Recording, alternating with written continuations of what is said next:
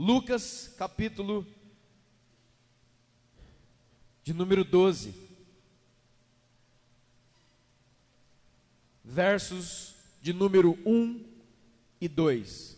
Evangelho de Lucas, terceiro livro do Novo Testamento, capítulo de número 12, versos de número 1 e 2.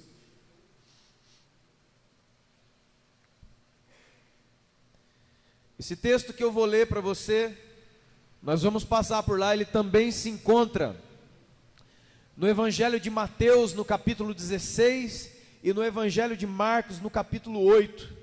Mas eu vou fazer uso de Lucas 12, depois nós vamos passar por lá. Diz assim a palavra de Deus: multidões de pessoas se aglomeraram, se juntaram, a ponto de um atropelar o outro. Então Jesus passou a dizer: antes de tudo, primeiramente aos seus discípulos. E Jesus disse aos seus discípulos: tenham muito cuidado com o fermento dos fariseus, que é a hipocrisia. Porque não há nada encoberto que não venha a ser descoberto, nem nada oculto que não venha a ser revelado. Amém? Pode sentar no seu lugar. Que Deus nos abençoe em nome de Jesus. Como eu falei, Lucas capítulo 12, verso 1 e 2. Jesus, como sempre, escute bem, preste atenção. Jesus, como sempre, envolvido de uma multidão tamanha que as pessoas se atropelavam, se acotovelavam. E antes que Jesus desse a palavra para a multidão, ele se vira para os seus discípulos e fala a seguinte coisa: tomem muito cuidado com o fermento dos fariseus. Lá em Marcos 8 e Mateus 16, é a mesma passagem, só que pela visão dos outros dois, está assim, que eles passaram para o outro lado, e aí quando eles estavam lá com Jesus, os discípulos, eles perceberam uma coisa. Que coisa? Que eles não tinham mais pão. Acabou o pão. Eles estavam com Jesus, a multidão estava ali, e daqui a pouco eles colocaram talvez a mão na bolsa, e não tem mais pão. Acabou o pão. Quando eles, preste atenção, irmão, quando eles começam a se preocupar com o pão que tinha acabado, Jesus percebe a preocupação deles. Escute bem. Jesus percebe a preocupação deles. Qual tem sido a sua? Qual tem sido a sua preocupação nos dias de hoje?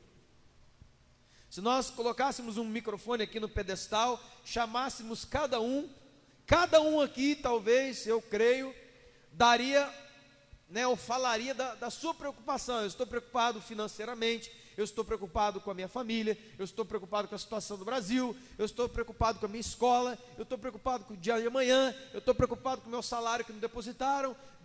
Cada um vai dando a sua preocupação. O que é importante é que no meio daquele monte de gente, igual está aqui hoje, Jesus estava lá no meio, igual está aqui hoje, e uma preocupação saltou. Nós não tem pão, não tem mais pão. E Jesus percebeu a preocupação deles e atentou para a preocupação deles. Querido, Jesus está atento com a sua preocupação. É verdade. Agora, quando Jesus olhou e atentou para a preocupação deles, Jesus faz uma inversão, preste atenção. E Jesus fala assim: vocês estão preocupados com pão, né? Vocês estão querendo comer de novo. E aí Jesus fala lá em Marcos 8, em Mateus 16, ele fala assim: vocês já se esqueceram que de 5 pães e 2 peixes eu alimentei uma multidão? Jesus repreende eles na preocupação deles. Escute isso, irmão. Esse é Jesus. Esse é Deus de verdade. Multidão, Jesus no meio, uma preocupação vem à vista. E qual é a preocupação? Aí não tem pão. Pão fala do quê? De se alimentar. E se alimentar fala de quê? Necessidades básicas de sobrevivência humana. Irmãos, é uma necessidade legítima. Não tem comida para comer. Quando a preocupação deles salta, Jesus captura aquela preocupação e inverte em cima deles, dizendo: olha, vocês estão preocupados com o pão, né? Vocês estão preocupados que vocês vão comer amanhã, mas eu vou dizer uma coisa para vocês, com a qual vocês verdadeiramente deveriam se preocupar. Não precisa se preocupar com amanhã e com o que você vai comer daqui a pouco ou amanhã, porque eu já multipliquei pães, vocês estavam lá.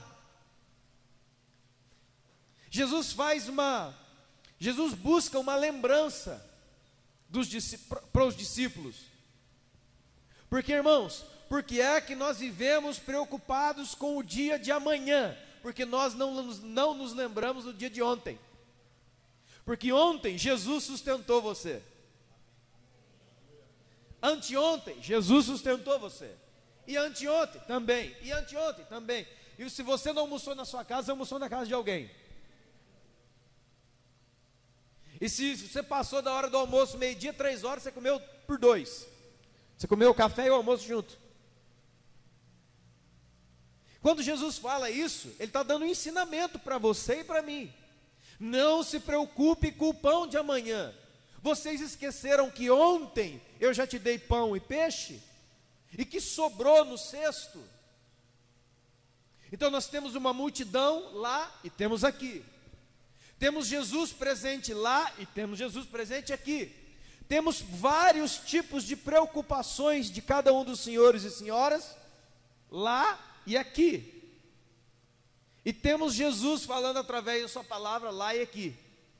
E Ele vem dizer para nós, todos hoje, a respeito das nossas preocupações. Ei, vocês esqueceram que ontem eu coloquei de comer na boca de vocês? Por que é que eu perderia o meu poder amanhã?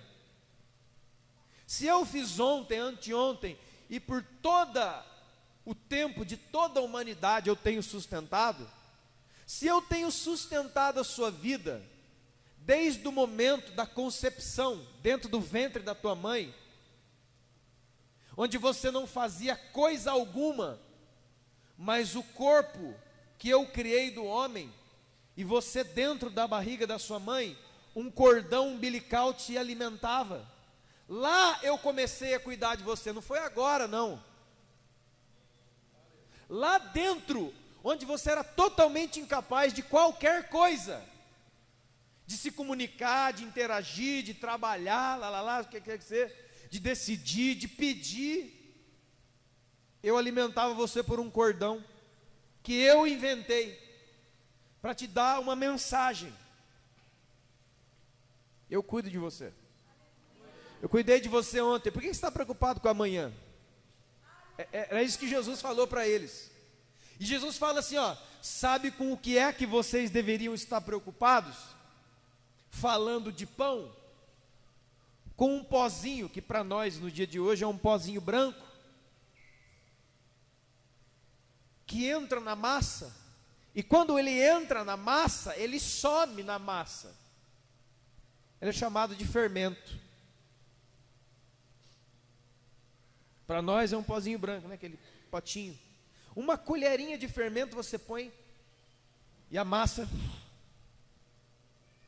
Quando você começa a trabalhar a massa manualmente ou numa máquina, o fermento desaparece. E aí você tira aquela massa e coloca talvez sobre uma bancada e cobre ali, né? Com um pano e vai fazer as suas outras coisas de manhã. Quando você volta à tarde, está um negócio deste tamanho. Por quê? Por causa de uma pitada, de uma colherinha pequenininha, de um pozinho chamado fermento. Jesus falou, olha, vocês deveriam se preocupar com esse fermento. E eles perguntaram, qual o fermento? Que história é essa que você está falando? O fermento dos fariseus. O que é o fermento dos fariseus? Lucas 12, Responde, é a hipocrisia. Deixa eu te ensinar uma coisa muito importante para a sua vida, como tem sido para a minha. Tem bastante gente que lê a Bíblia. Não tanta gente quanto deveria, mas tem bastante gente. Mas a questão é mais além, é mais profunda. Não é questão agora de quem lê a Bíblia, mas você está entendendo o que você está lendo? É outra coisa. Então eu quero te ensinar uma coisa que vai revolucionar a sua vida. Quando você estiver lendo a Bíblia, não fique lendo assim a página outra. Aí no outro dia você faz assim, ó, minha mãe mandou eu bater, aí aqui ó, esse negócio de vou tirar uma palavra, como eu corta isso aí. Aí o cara, né, tem aquela história, vou tirar uma palavra para mim. Aí cai lá naquela parte do evangelho. O que tiver que fazer, faça logo. Aí você, aí vou tirar outra para confirmar. E Judas saindo foi se enforcar. Vai agora que eu quero ver. Vai se enforcar. E o outro, né? Ai Deus, o que eu faço? Aí cai aqui, ó. Cai nessa página aqui, o mapa. E agora? Ai Deus está me mandando viajar. Cai no mapa. Irmão, não é assim que se lê a Escritura, não. Mas quando você for ler a Escritura, lembre-se disso. Todas as vezes que você for ler a Escritura, lembre-se disso. Primeiro, eu vou ler a Escritura para encontrar Deus. 2, eu vou ler a Escritura para me encontrar dentro dela. O seu nome, a referência à sua pessoa não está aqui, mas todos esses personagens são você. Repito, o seu e o meu nome não está aqui. Isso aqui foi encerrado há 2000 anos atrás. Mas todas essas pessoas aqui são você e eu. Então quem lê a Bíblia tem que estar tentando se encontrar. Esse cara aqui sou eu, ó. Esse homem aqui sou eu. Esse coração aqui é o meu, ó. Isso aqui está falando de mim. Então aqui eu vejo Deus e eu me vejo. E eu também leio a Escritura buscando uma direção. Senhor, já encontrei o Senhor nessa página, me encontrei nessa, e agora na terceira, Deus vem explicando o que é que você deve fazer, o que é que você deve ser. Amém, irmãos? Não esquece mais disso. Busque a Deus, busque a você mesmo e busque uma direção. Essa é a leitura mais apropriada e mais transformadora da Bíblia que você pode ter. Amém? Quantos estão entendendo isso? Muito bem. Embora não tenha o seu nome aqui, você está aqui. É engraçado que quando Jesus chega em Jerusalém, daquela passagem que ele vem, né, cumprindo a profecia, montado no jumentinho, e ele entra na cidade, e as pessoas lá com ramos de palmeiras, Hosana, filho de Davi, louvando a Deus, jogando as suas roupas no chão, galho de árvore no chão para Jesus passar. Que coisa linda, meu Deus. Essas mesmas pessoas, uma semana aproximadamente depois, estavam gritando: crucifica, crucifica, crucifica. Aí você olha que gente maldosa. Somos nós, lembra? Não tem o seu nome, mas é tudo sobre você e eu. Hã? No primeiro dia, Jesus é lindo, Deus. Na sexta-feira, crucifica ele. A gente quer o Barrabás. A gente sempre quer o Barrabás, né, irmão? Ninguém vai, eu não. Lá no fundão. O Barrabás é o escape. O Barrabás é a outra vida. O Barrabás não é Jesus. E tinha um povo especial, um povo peculiar na Bíblia, que fala muito de você e de mim. Era a elite religiosa da época de Jesus. Era a igreja evangélica, católica, sei lá o que, da época de Jesus. Eram esses homens. A Bíblia chama eles de fariseus e saduceus, escribas. Mas, escute isso, só no Novo Testamento existem mais de 110 ocorrências envolvendo embates entre Jesus e os fariseus. 110, não é pouca coisa. A todo momento que Jesus estava trabalhando, curando, pregando, sempre tinha um religioso ali, sempre tinha uma elite religiosa de Israel ali no meio falando: esse cara aí não é Jesus, esse cara aí não é o Messias não, esse cara é um beberrão. Beberrão aqui, né, irmãos? Traduzindo para a novíssima linguagem do dia de agora, bêbado. Chamaram Jesus de bêbado, chamaram Jesus de endemoniado, de Beelzebu, de adulto, chamaram Jesus de tudo, irmão. Quem foi que chamou ele disso? A igreja da época. O pessoal que lia a Bíblia todos os dias. O pessoal, eles eram tão ligados à Bíblia deles, que eles andavam com um pedacinho de versículo amarrado no corpo, na roupa, chamado de filactério, pedacinhos do Antigo Testamento colado na roupa. Quantos aqui tem um pedaço de versículo colado na roupa? Ninguém, né? Então, eles moravam no templo, a vida deles era pegar esse livro, o Antigo Testamento, fazer rodas e rodas de sábios, de entendidos, e ficarem discutindo dia e noite sobre a Bíblia. Essa era a vida deles. E quando vai aparecendo na Bíblia os fariseus, eles estão sempre numa posição negativa, eles estão sempre discutindo com Jesus, eles estão sempre zombando de Jesus, eles estão sempre indo contra, eles estão sempre planejando, eles estão sempre maquinando coisas contra Jesus. Aí você olha e fala: cara, esse pessoal aqui é ruim, esse pessoal aqui é do cão. Mas lembre-se, o seu nome não está aqui, mas isso aqui é tudo sobre você e eu. Se nós vivêssemos naquela época, talvez muitos de nós que estamos aqui hoje, faríamos parte dos fariseus, porque o que a gente quer é defender Jesus, é defender o reino, né? O que a gente quer é defender Deus. Irmão, Deus não precisa de defesa, ainda mais de homem. É tentar segurar água com peneira. Para. Vamos defender o templo, vamos defender a Deus, vamos defender a honra de Deus, vamos defender isso, vamos defender aquilo. Vamos falar da Bíblia. Se a Bíblia tivesse dependido da ação e proteção de homens, você não teria o Novo e o Antigo Testamento. Mas a Bíblia diz em Jeremias 1, que Deus vela pela sua palavra, Deus protege a sua palavra, Deus segura a sua palavra na sua mão, não na minha e na sua. Por isso que esse livro aqui é 100% confiável. As pessoas ficam falando: ah, mas a Bíblia foi escrita pelos homens. É lógico, é lógico. Só que eram homens inspirados da parte de Deus. E outro dia a gente conversa só sobre isso, eu amo esse assunto.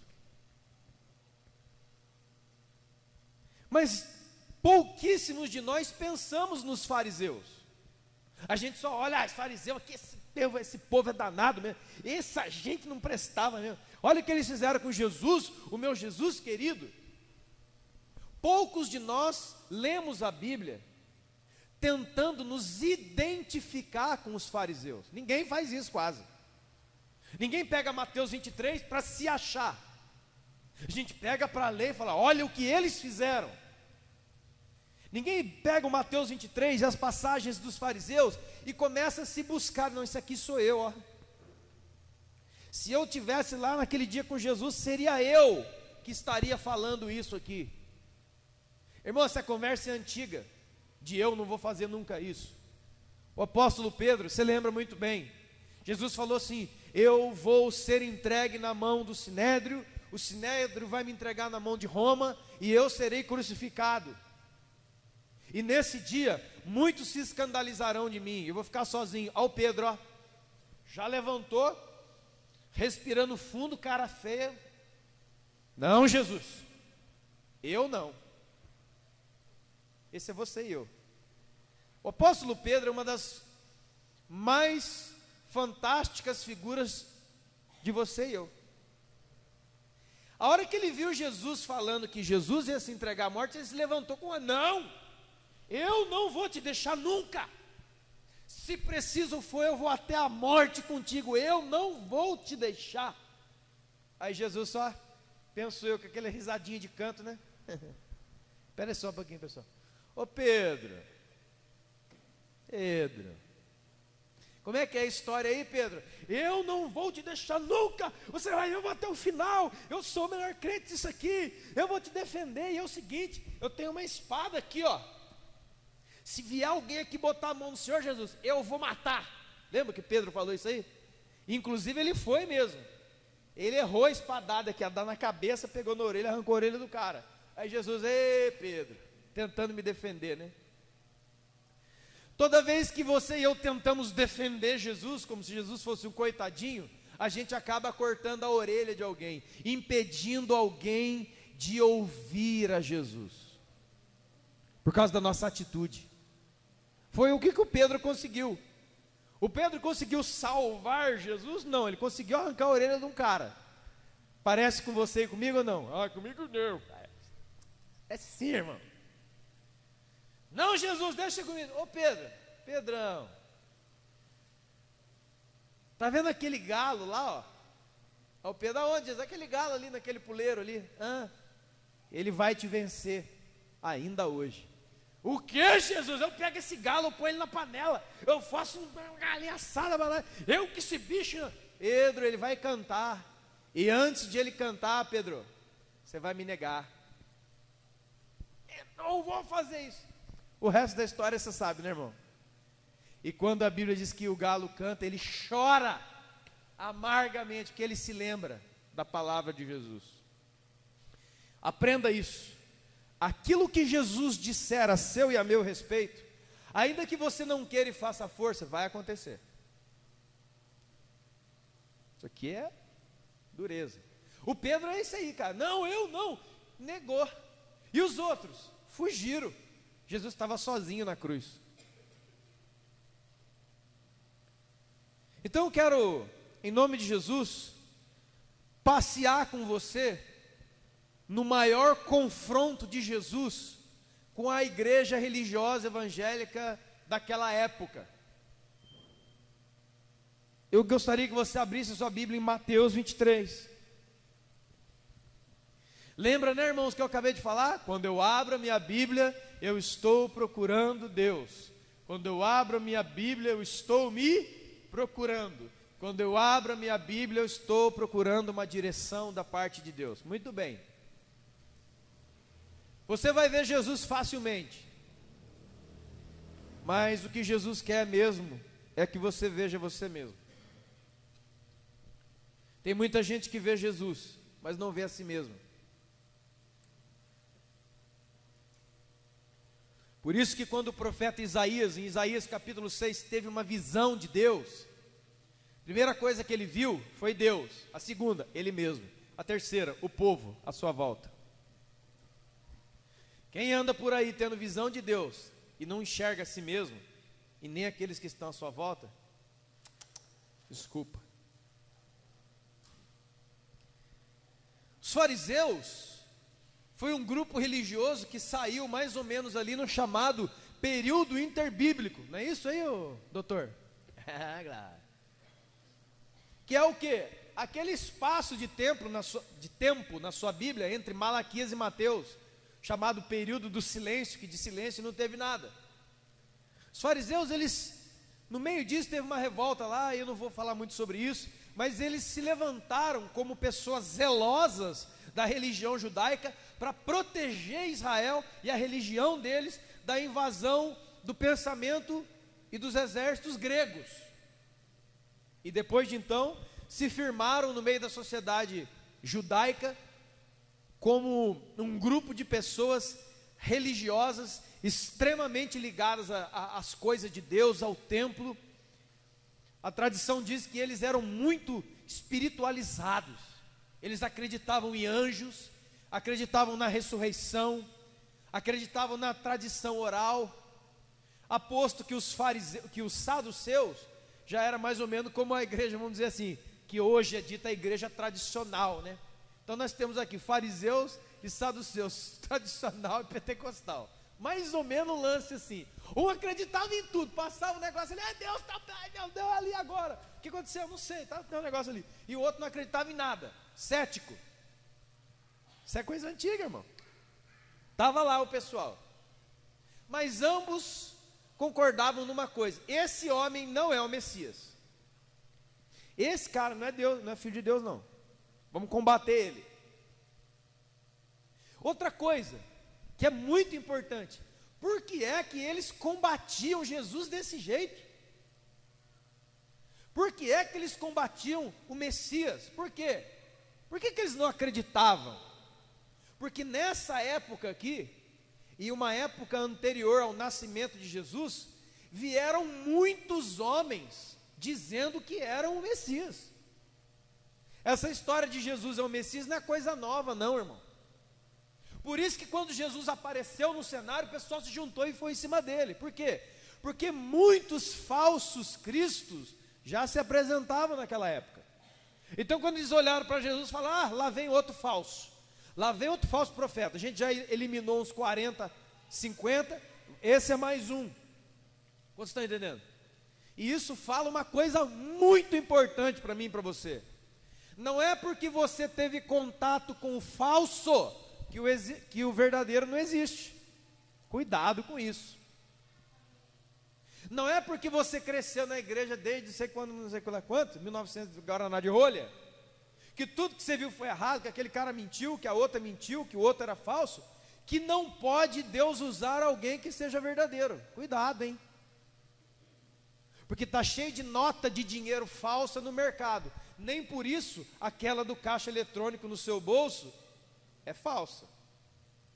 Assim como você não chega na sua casa e rasga todo o dinheiro que você tem, pega o seu celular e quebra, pega a sua televisão e quebra, pega a sua roupa e rasga, porque tem um monte de roupa falsa, celular falso, televisão falso, computador falso, dinheiro falso.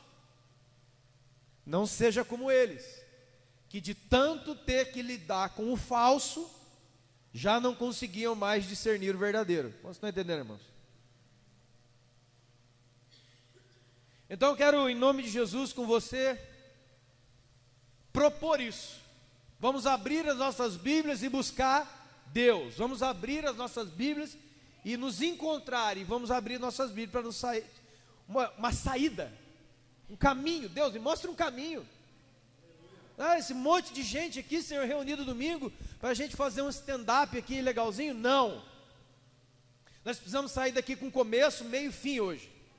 Nós precisamos sair daqui: eu sei o que eu vou fazer, eu sei o que é, eu sei aonde que é, e eu sei o que tal. Então vamos lá, Mateus 23.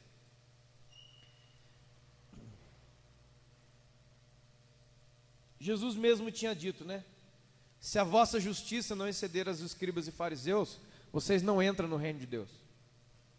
Pedro, na sua carta, capítulo 4, verso 17, diz: é chegado o juízo primeiramente pela casa de Deus, depois lá. Acompanha comigo Mateus 23. Mas você vai acompanhar hoje querendo encontrar a Deus e querendo encontrar você, e no final Deus vai dar uma saída para nós. Não olhe para os fariseus como alguma coisa distante de você. Eu não, nunca, que isso, que absurdo. Se você for um homem, uma mulher de Deus, se você for uma pessoa sensata, se você for uma pessoa real e não um personagem, se é você que veio hoje ao culto e não um personagem que você mandou, Deus transforma a sua vida hoje, irmão. Deus liberta, Deus cura, Deus transforma. Agora, se você mandou um personagem, Deus não trata com personagem. Olha a pessoa que está do seu lado e fala: Deus não trabalha com personagem.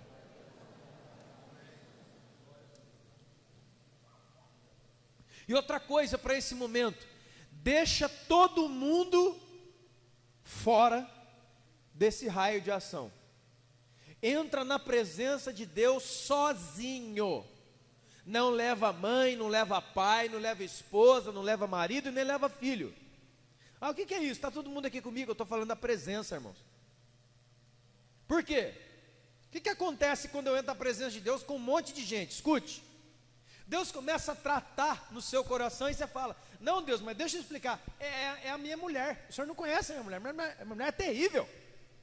O que significa isso? que você entrou na presença com gente. Não entre na presença com gente, entra sozinho. Na sala do trono de Deus você entra sozinho, irmão. Sozinho. Não leva pai, não leva... Ai, sabe por que eu sou assim, Jesus? Deixa eu explicar, o senhor falou, entendi. Ah, Jesus, você é esperto. Ah, Jesus, você é fogo mesmo. Adivinhou tudo de mim. Mas deixa eu explicar, Jesus. A culpa foi do meu pai. Não, a culpa não foi do seu pai. Ai, Jesus, o senhor falou tanto no meu coração, mas eu tenho que, olha, desculpa falar para o senhor, mas... eu não queria falar, né, Jesus? Mas eu vou falar porque... Sabe o que aconteceu? Isso por causa do meu chefe. Irmão, na presença de Deus, entre sozinho. Não entra levando mãe, pai, cachorro, gato, papagaio, patrão, a Dilma, sei lá quem. Bota fora todo mundo. E outra coisa, entra sem máscara e entra nu. Aí você fala para arrancar roupa aqui, o culto não diz. Não. É na presença. Amém? Feche seus olhos por um instante. Vamos fazer esse exercício. Aí mesmo onde você está, bem baixinho ou bem alto, levantando ou de joelhos, fala com o Senhor seu Deus. Fala: Deus, eu não aguento mais personagens, máscaras, desculpas. Eu quero, Deus, hoje ter um encontro contigo. Um encontro que transforma a minha vida. Esse papo de igreja aos domingos já está enchendo a minha paciência.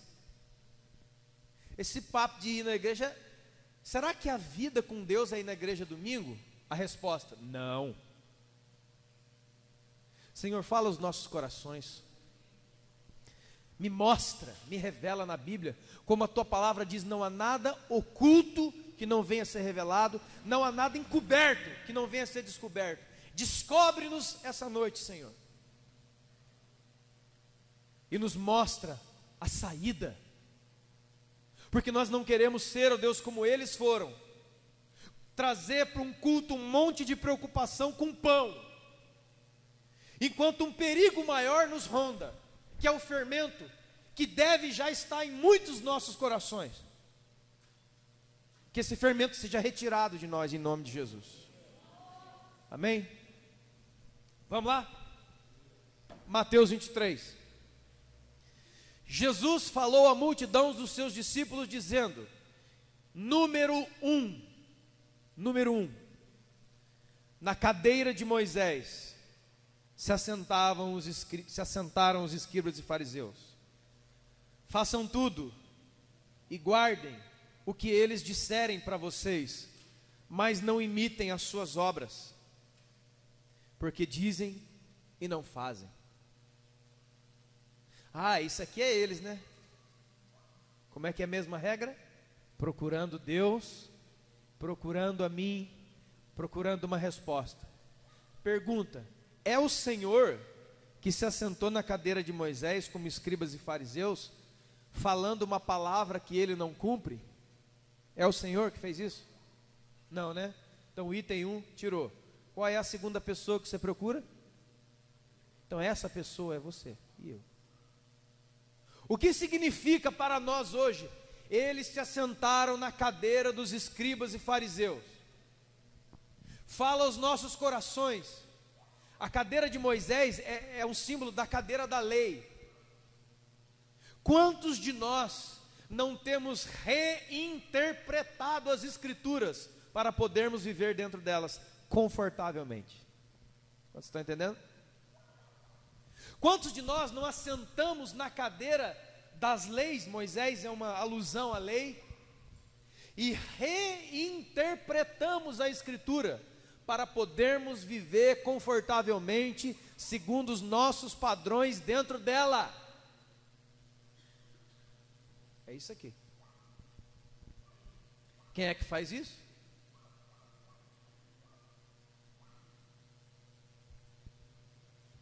Você está buscando você? Será que você e eu não temos feito isso? Nas nossas conversas, quando um amigo seu da igreja ou da escola vem: olha, você é da igreja? Sou. Olha, cara, me falaram não sei o quê. O que é isso aí? Aí você pega e... A Escritura aponta uma verdade e você pega e dá uma outra verdade. Quantos de nós não fizemos isso? Talvez muitas vezes. Número 2, verso de número 4. Olha o verso de número 4. Eles atam fardos pesados e difíceis de carregar, mas nem com um dedo querem movê-los.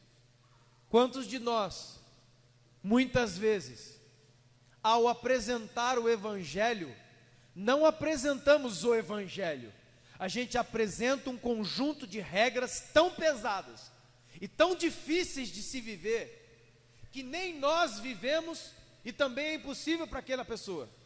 Nós não apresentamos a graça salvadora de Jesus, nós não apresentamos a santidade e a salvação impossível, mas que em Cristo pela graça se torna possível, porque por causa da graça. Quantos de nós, dirigindo a nossa família, dirigindo um grupo da igreja, dirigindo alguma coisa, dizemos, olha, deixa eu entrar aí no coral. Ah, aqui você não pode entrar. Não, por quê? Porque aqui é só a elite de Deus. Oh, call. É muito espírito, é muito... Olha. Aí você, mas eu queria cantar. Não, porque aqui para cantar, provas, meu Deus. Aí você fica com medo do grupo, porque é tão difícil, é tão pesado, é tão impossível, que a pessoa desiste.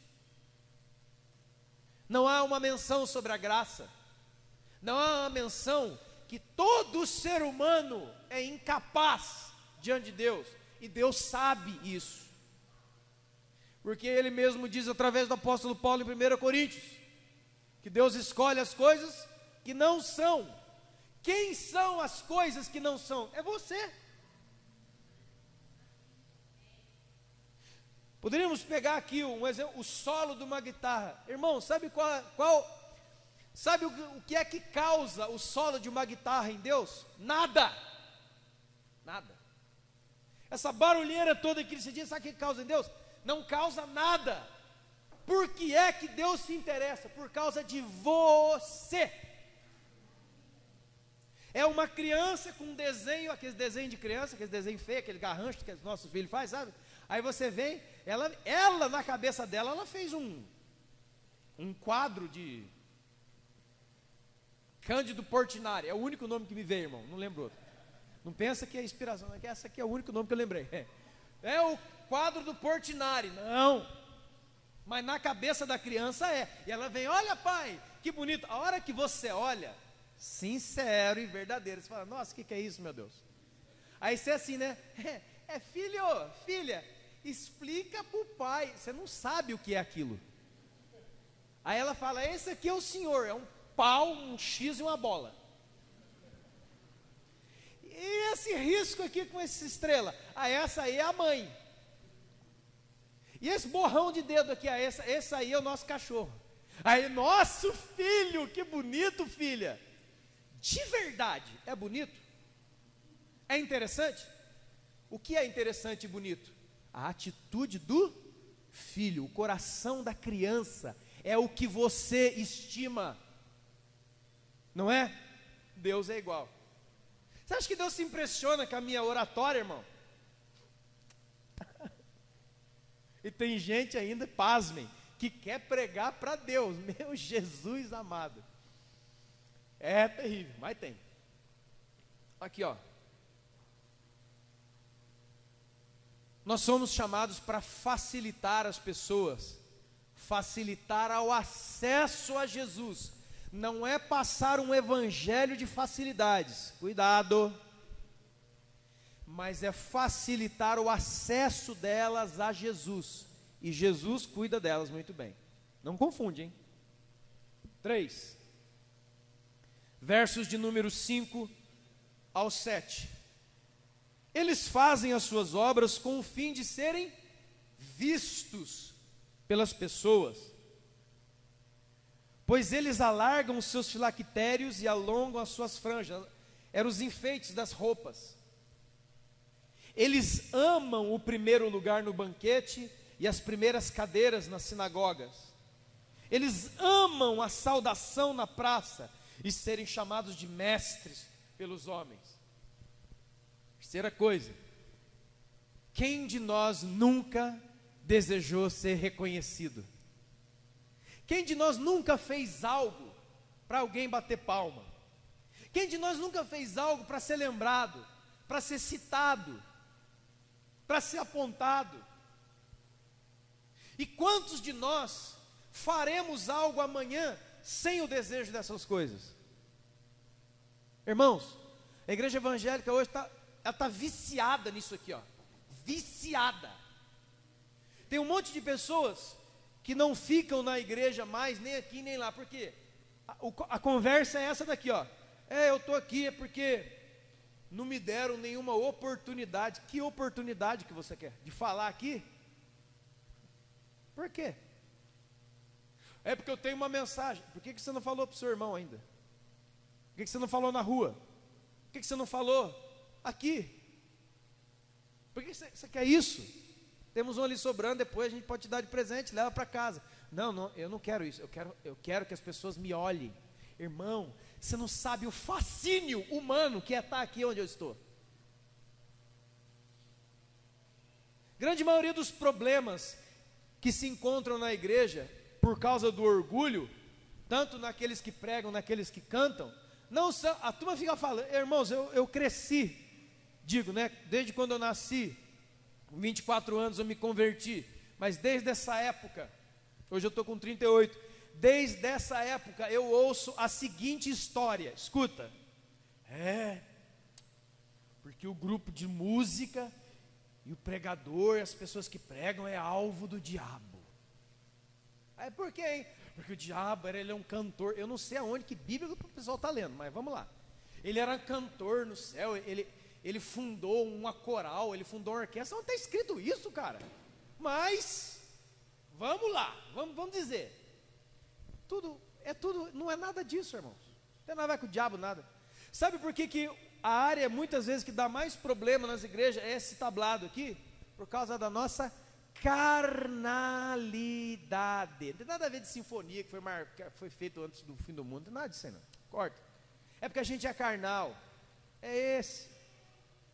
É porque eu estou aqui com um desejo errado. E porque, irmãos, vocês não sabem o que vocês fazem comigo, quando eu estou falando e todo mundo está quieto olhando para mim. Porque na minha escola eu era introvertido, eu era o mais tímido, eu era aquele carinha magrelo, orelhudo, que ninguém queria lá naquele canto. E aí desde a escola do primário tinha os populares, né? Populares, idiotas, que fumam, bebem e usam droga. E hoje a maioria estão mortos, na cadeia e arrebentados. Mas na época eu queria ser aquilo. Os caras que brigavam, os caras que fumavam, os caras que roubavam os outros. E batia nos menores. Fica certo. O cara que dá um tapa na sua cara. Nossa, pode entrar na sua turma? Hã?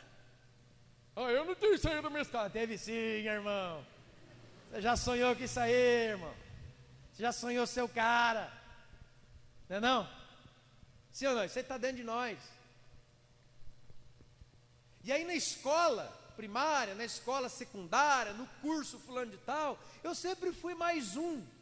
E agora eu venho para a igreja e eu enxergo não o evangelho, não a porta do céu, não as maravilhas, eu enxergo uma possibilidade de realizar os sonhos que nunca tinha realizado antes, que é o quê? Todo mundo me ouvindo falar. E eu vou brigar por causa disso. Porque aqui é o lugar de realizar sonhos. Não é. A igreja não é um lugar de realizar sonhos. A igreja é um lugar de compreender os sonhos de Deus e entrar nos sonhos que Deus tem e viver os sonhos que Deus tem.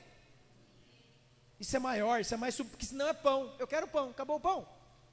Jesus, não vai ter pão amanhã? Não, então não vem, hein? Isso é conversa antiga. Olha o coração dos fariseus, eles amam que o nome deles seja dito. Muitas vezes eu passo em alguns lugares, muito legal, tem umas placas, né, de umas igrejas grandonas assim, lá o nome do caboclo embaixo, igreja fulano então, presidente, a foto, irmão, o dia que você vê a foto minha na porta, me busca onde eu estiver e joga um balde de água fria na minha cara. Aí eu falo assim, ó.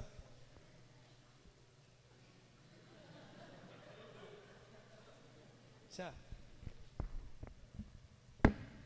Lá na porta, né?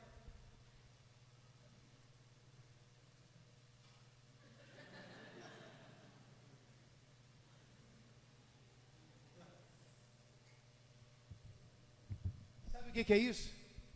O meu nome, eu preciso ouvir o meu nome nos comentários. Eu saí no jornal. Perguntaram de mim. Tem até uma música que podia tocar na igreja. Agora. É uma música muito antiga. Você sabe quem perguntou de você? Ninguém.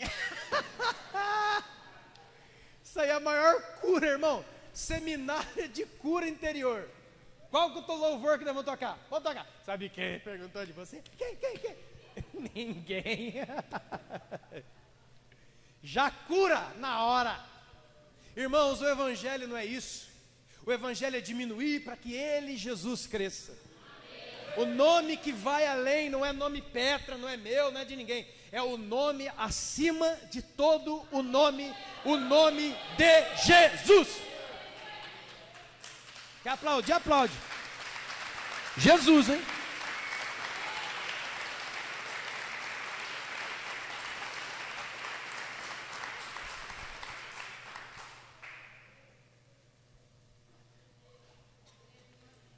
Verso 8. Vocês não serão chamados de mestre, porque só um é o vosso mestre. Todos vocês são irmãos. A ninguém é sobre a terra chamei de pai ou Abba. Por favor, irmão. O pai aqui é Abba. O pai é Deus. A ninguém chame de Deus o pai sobre a terra, porque Deus é só um. Não vai chegar em casa lá. E aí, ô fulano? Eu aprendi lá na igreja Petra hoje que eu não tenho que chamar você de pai, você não é mais meu pai. Não. A ninguém chameis de Abba, porque Abba, pai. Por favor. Ainda bem que está gravando, né? Nem sereis chamados de guias, porque um só é vosso guia, mas o maior dentre vós será o... E a quem a si mesmo se exaltar será humilhado, e quem a se humilhar será exaltado. Uma outra coisa, o que significa isso aqui? Eu e você como o destino final das pessoas. Nós não fomos chamados por Deus para sermos o final das coisas, mas para sermos o começo das coisas. Nem a igreja foi chamada ou instituída para ser o final. Eu estou na igreja, cheguei. Não, você não chegou, você está de saída. A igreja é ponto de partida, irmão. O ponto de chegada é só no dia que Jesus voltar. Aqui você entra para sair. Qual que é o sonho? Irmão, eu tenho muita propriedade de falar isso. Qual que é o sonho da pastorzada, dos líderes da igreja? Cada dia a igreja mais cheia. Qual era o pensamento de Jesus? Cada dia a igreja mais vazia. O que significa isso? Nós não vamos vir mais na igreja? Não, não é isso. É que a razão pela qual nós viemos aqui é nos enchermos para irmos lá fora, lançarmos as sementes do reino. Amém? Então aqui fala, olha, era uma briga, você tem que me chamar disso, você tem que me chamar daquilo, você tem que me chamar daquilo outro. Não, eu não sou final de nada, eu sou começo. A gente aqui dá destino para um monte de gente. O que significa dar destino, irmão? Pelo amor de Deus, é apontar as pessoas dentro do que a palavra de Deus diz que elas devem viver, que não é casa de adivinhação não, né? O pastor falou que está dando destino agora, por favor. Verso de número 13. Ai de vós, escribas e fariseus, hipócritas, porque vocês fecham o reino dos céus diante dos homens. Nem vocês entram, nem deixam os outros entrarem. Nosso testemunho tem atrapalhado muita gente de ver Jesus e ver a porta do reino. E muita gente por aí sai com esse discurso: mas ninguém é perfeito. O que a pessoa está dizendo? É aquela música maldita de antigamente: eu nasci assim, vou crescer assim, vou morrer assim e vai para o inferno assim. Gabriela, beleza? Isso narra a vida de uma pessoa que não teve um encontro genuíno com Jesus. Porque você pode ter nascido assim, mas depois de ter olhado nos olhos de Jesus, Ele não deixa você mais ser assim. É o que está aqui no nosso folheto. A mensagem de Deus para a humanidade: eu amo vocês, ponto. E eu amo tanto que eu não vou deixar vocês como vocês estão. Quem tem um encontro com Jesus é transformado por Ele. Ponto. Amém? Mas esses aqui nem entravam no céu por causa dos erros deles, e ainda demonstravam, abriam a péssima vida que tinham e tiravam também o destino dos outros de ir para o céu. Nem eles entravam, nem os outros entravam. Verso 14: ai de vós, escribas e fariseus, hipócritas, porque vocês devoram as casas das viúvas, e para justificar isso, fazem longas orações. Vocês vão sofrer um grande juízo. O que é isso? Quem de nós, por mais sublime que pode dizer, nunca tirou uma casquinha de alguém? Nunca se aproveitou da inocência de alguém, da falta de conhecimento de alguém, da falta de acessibilidade à cultura que alguém tem, a conhecimento que alguém tem? É isso aqui, ó. Os fariseus iam para a casa das viúvas com a desculpa: irmão, nós viemos orar aqui, aleluia. Irmão, você vê, vim eu e a minha comitiva de 60 pessoas. Os caras assim com o olho desse tamanho, todo mundo sem almoçar, devoravam. Eles chegavam de manhã e só iam embora à noite. E para usar de desculpa, porque a melhor desculpa que nós temos para dar são desculpas envolvendo religião e espiritualidade. Irmão, por que você está fazendo isso?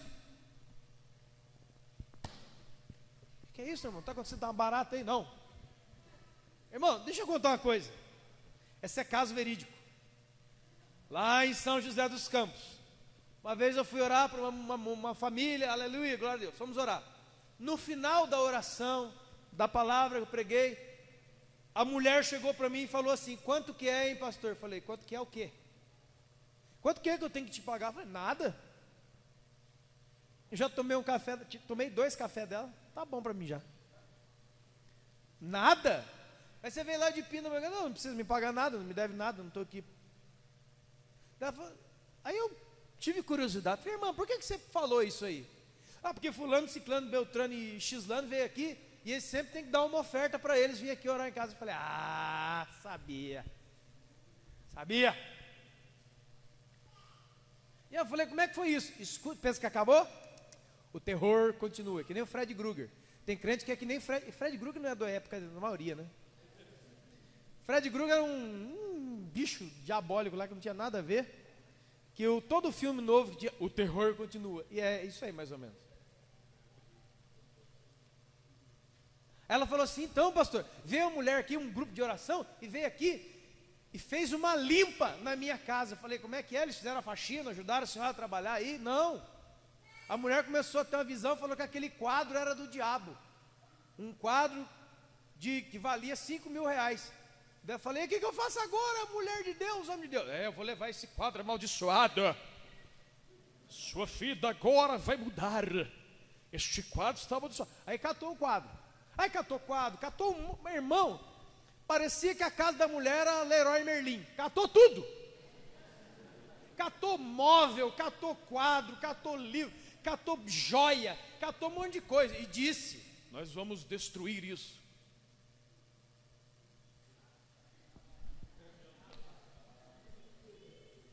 Irmão, estou falando que eu conheço a turma. Depois de um tempo, teve um brechó, o brechó da maldição.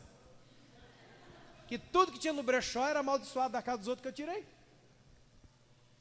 Aí foram perguntar, eu não estou brincando, irmão, estou falando de verdade. Aí foram perguntar: mas irmã, isso aí não era aquele quadro amaldiçoado? Mas nós já abençoamos em nome de Jesus. Agora ele está bonzinho. Não dá então para devolver para mim? Não, é porque aqui tem um mistério aí, não pode.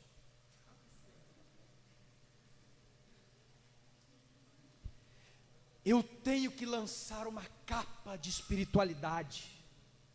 Eu tenho que falar que eu estou vendo uma coisa que ninguém consegue ver. Eu tenho que fazer coisas ao meu redor para as pessoas me olharem e verem em mim um homem sobrenatural e diferente.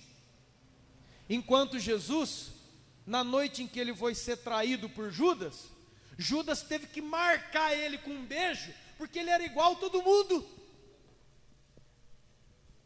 Isaías 53 fala que ele era um homem de dores, que não tinha beleza nem formosura, e quando nós olhássemos para ele, viraríamos o rosto de um homem normal, um filho de carpinteiro, um trabalhador de Nazaré. Quantos de nós, irmão, talvez? E irmão, está tudo bem? Bem. O que aconteceu, irmão? O que é? Está vendo a hora? Não, olha aqui meus pelos. Aí você olha, o que foi, coloriu? Não.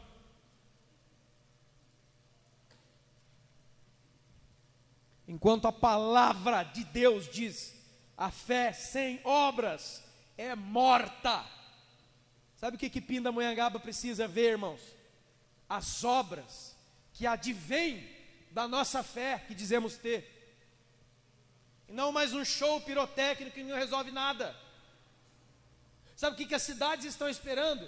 Os crentes demonstrando amor, justiça, misericórdia e perdão.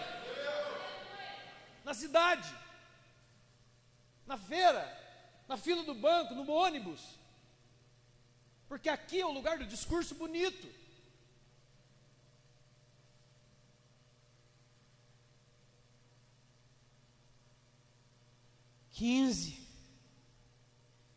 Vocês rodeiam mar e terra procurando fazer um prosélito, um convertido.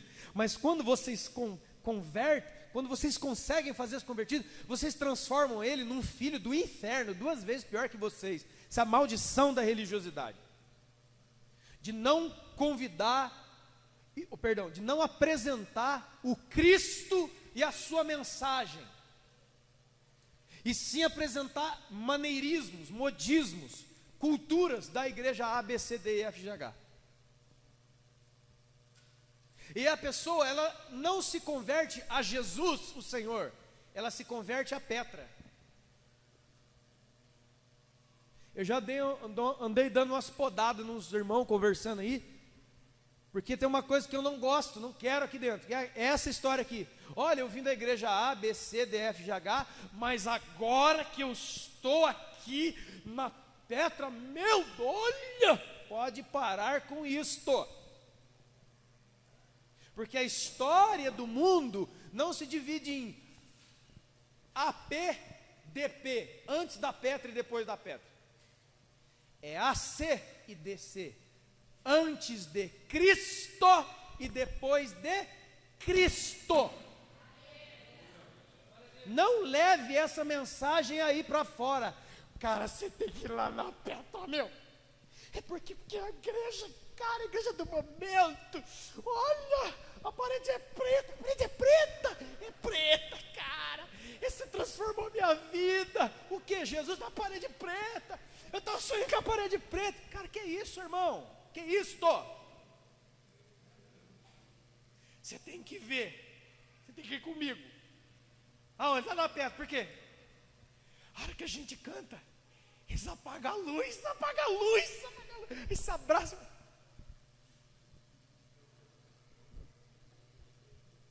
Que isso?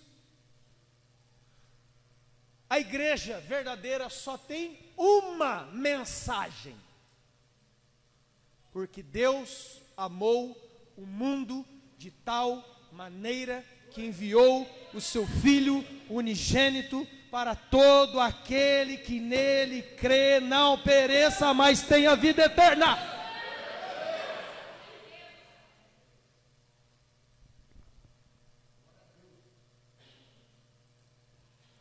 Do verso 16 ao verso 22, é uma briga com questão de juramento. Jurar pelo santuário, o que é maior? É a oferta que põe no santuário, o santuário que santifica a oferta.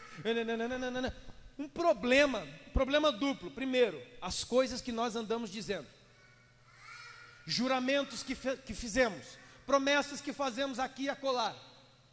E outra coisa, a questão do santuário. É a mesma questão de João capítulo 4. Aonde que eu vou adorar? Lá no Monte Gerizim ou em Jerusalém? E Jesus falou, nem lá nem cá. Mas aonde você me adorar em espírito e em verdade, você verdadeiramente está me adorando.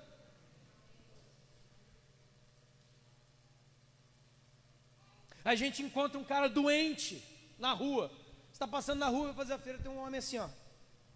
Aí você chega, ô senhor, tudo bem? Estou com uma dor muito forte aqui. Já sei o que eu vou fazer, deixa comigo. Eu sou crente, cara. Ei, eu sou de Jesus, eu sei que você está com dor, eu sou de Jesus, eu sei o que eu vou fazer. Aí o cara, o que? Você vai orar por mim? Não, anota o seu nome no papelzinho que eu vou levar na sexta-feira, não sei do que lá.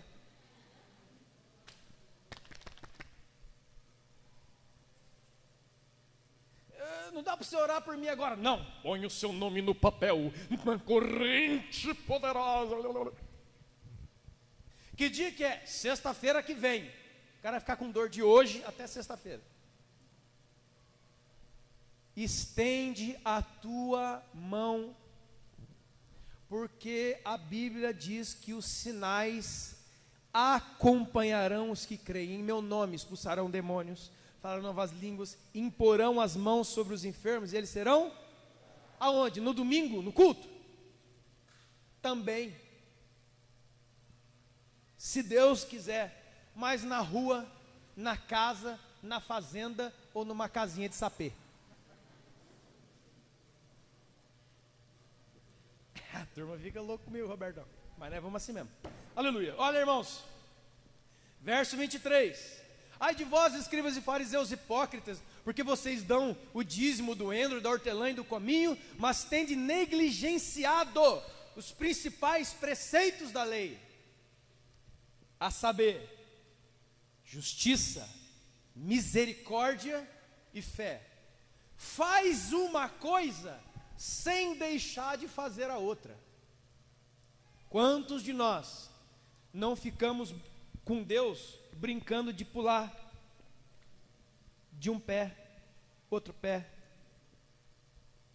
trocando o pé? É aquelas pessoas, Senhor, ou eu amo ou eu canto.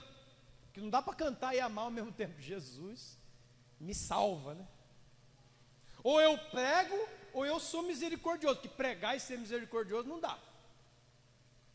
E como tem faltado, né? Pregadores misericordiosos nos púlpitos. Nosso erro crasso com respeito ao dinheiro. Aqui só tinha uma outra pregação para outro dia. Como que a gente não sabe lidar com isso? Como que o dinheiro ainda nos domina? Como que o dinheiro ainda dita regra? Como que o dinheiro diz para muita gente, esse é importante, aquele ali é ralé. Vamos colocar as cadeiras, tem as cadeiras vermelhas aí, né, irmão? Mas não tem problema não, é só porque não tem outro, mas nós vamos comprar. Aleluia. Aqui se sentam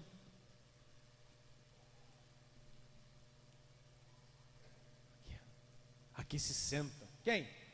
As pessoas importantes. Hã? Quem são as pessoas importantes?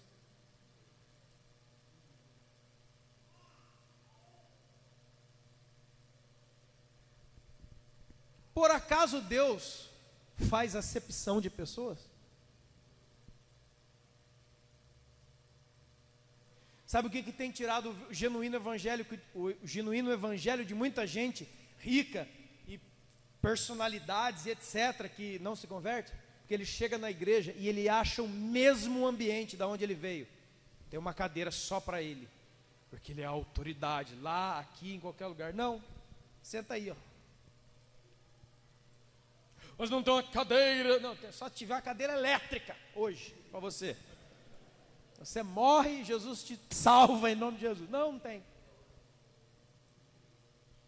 Irmão, como eu queria, ainda acho que dá para nós ganhar dinheiro, quer dizer, o púlpito eletrônico, aquele púlpito assim com aquele número aqui, ó, os números das cadeiras dos senhores. A hora que eu tiver alguém vendo dormindo aqui, é só número 3. Pá! Ai, o cara já levanta dando glória. Choque, choque. Olha só.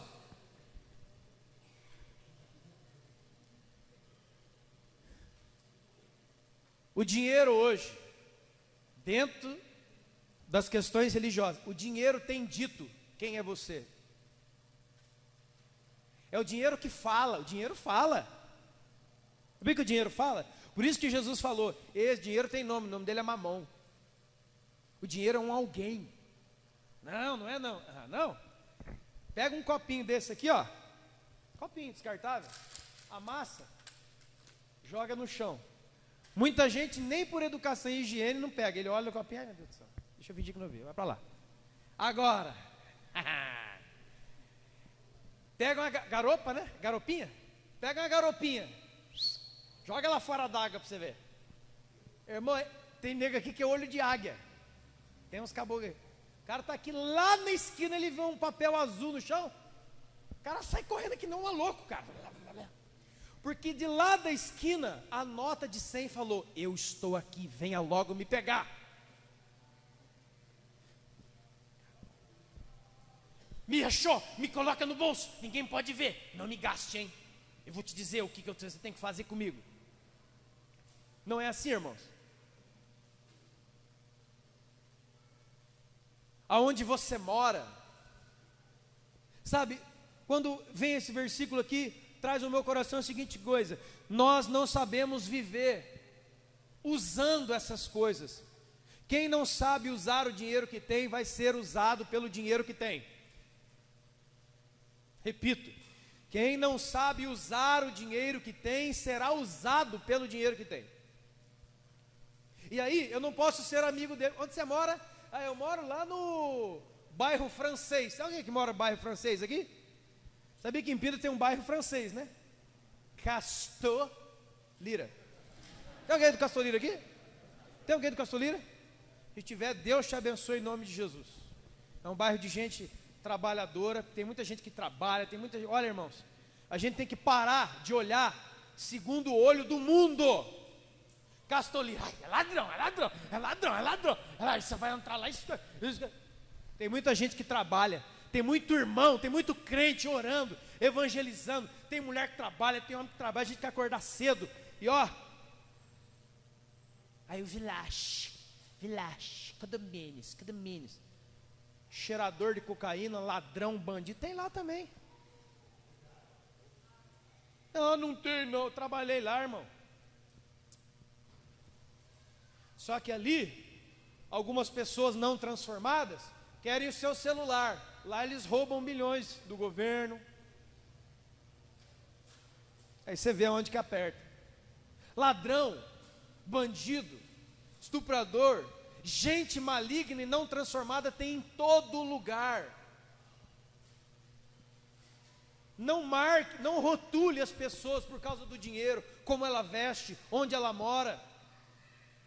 Olhe para as pessoas com o olhar de Jesus.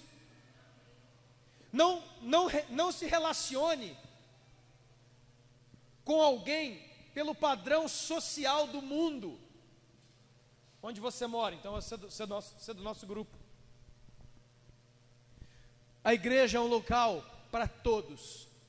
É um local onde o engenheiro senta do lado do servente de pedreiro. E os dois trocam o pão da ceia porque são irmãos. É onde o médico cirurgião, neurocirurgião dos espaços da galáxia, senta do lado da mulher que trabalha da faxina no hospital. Essa é a igreja.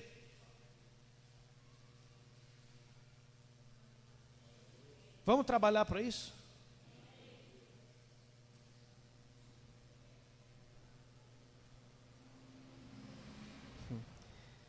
Clássica, 24. Guias cegos coam um mosquito e engolem um camelo. Pessoas que vivem num detalhismo inútil. Detalhismo inútil. É a pessoa que ela se pega nos detalhes mais mínimos da existência, enquanto ela engole pecados do tamanho de uma jaca. É aquela pessoa, irmãos, acho que não tem uma pessoa mais insuportável de se conviver com alguém perfeccionista ao extremo. Você não consegue respirar. Você fica com medo. Porque se você falar errado, ele te corrige. Você não fala português, não. Olha que problema. Não é a pessoa que trabalha para o melhor. Não estou falando isso. Estou falando de perfeccionismo, destruidor isso aí. Toda hora não tem convivência. É uma convivência com base em correção, 24 horas por dia, 7 dias. Toda hora a pessoa está te corrigindo. Toda hora a pessoa, ela quer que você lustre esse chão. Mas o chão é fácil de ilustrar. Mas a mensagem de Deus não é ilustre o chão. A mensagem de Deus é lustre o coração. E aí, não tem veja desengordurante, desinfetante e nem cloro multiuso. A única coisa que higieniza e limpa o seu coração é o maior produto de limpeza que jamais existiu, o sangue de Jesus. E esse não vende no mercado, é de graça. Então olha a pessoa do seu lado e fala assim, ó, seja um faxineiro, em nome de Jesus. Começa contigo. Do verso 26 ao verso 28, ele fala justamente disso.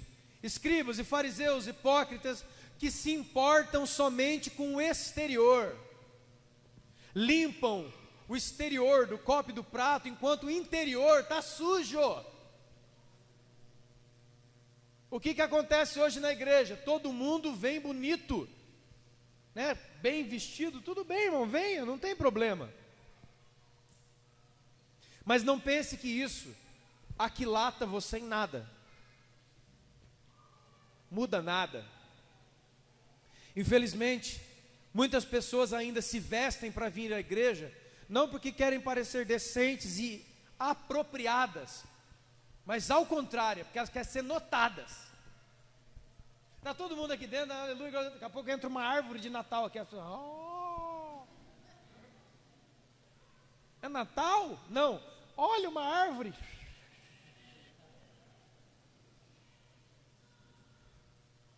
Tem até duende no meio dela. Doente. E depois da árvore de Natal entra o Papai Noel. E depois entra o artista do não sei da onde. Mas a igreja não. Sabe por que as pessoas fazem isso? Inferioridade. Principal. Ninguém me nota em nenhum lugar, mas aqui vão me notar. Eu vou vir com a roupa da Nova Dutra, cor de abóbora, com verde limão. Eu vou passar aqui. Cara, a hora que apaga a luz, ele acende sozinho. Vão. Olha. Venha com a sua roupa. Venha com uma boa roupa, se você tem, aleluia.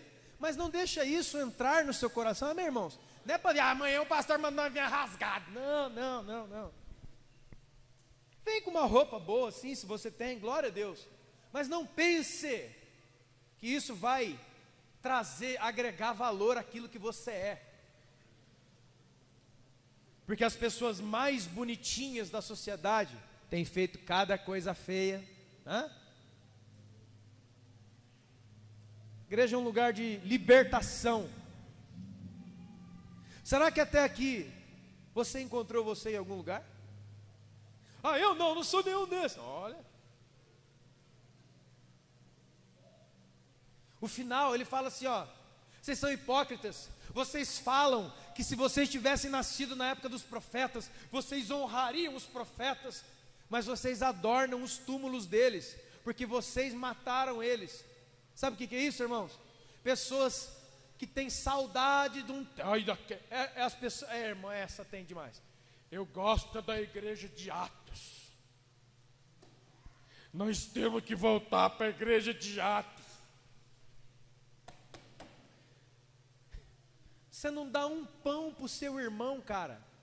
Se você volta para a igreja de Atos, sabe quem é que estava lá na igreja de Atos? A unção mais fantástica do Espírito Santo que jamais desceu.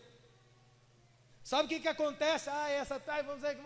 Nós temos que voltar para a essência da igreja de Atos, é lógico, nós estamos trabalhando para isso, mas cuidado com o que você fala, porque se você estiver falando hipocritamente, querendo voltar para um tempo que você não viveu, sendo que Deus te dá o tempo de hoje, para você viver hoje, e você não faz, você é hipócrita, irmão.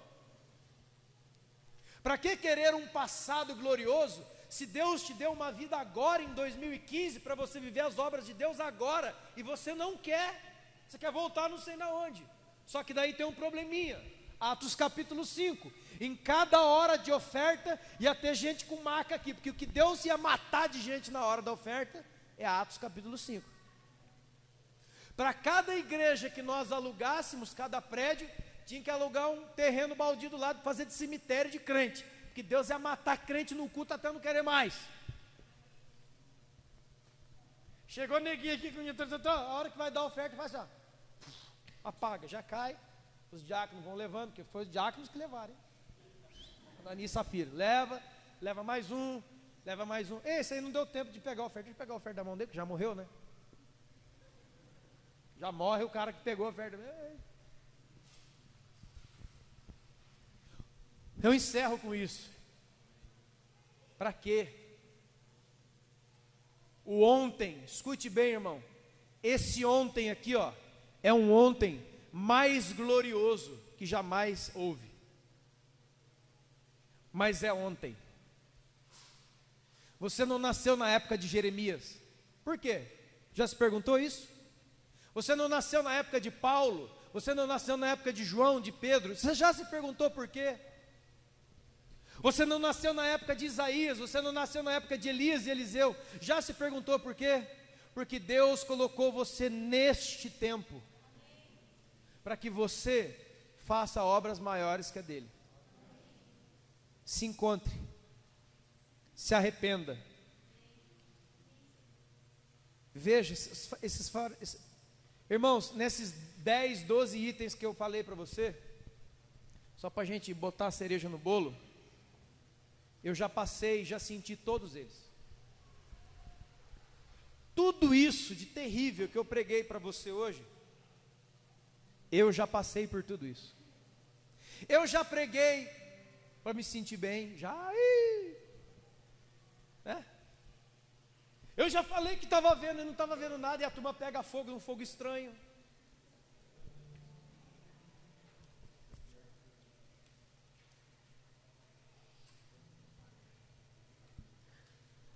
Eu já fiquei chateado porque o meu nome não foi falado. Eu já fiquei chateado porque não me convidaram. Mas não é porque eu queria ter comunhão, é porque eu queria ser convidado. Que depois que o convite chegasse eu nem ia, mas eu queria o convite. Olha que...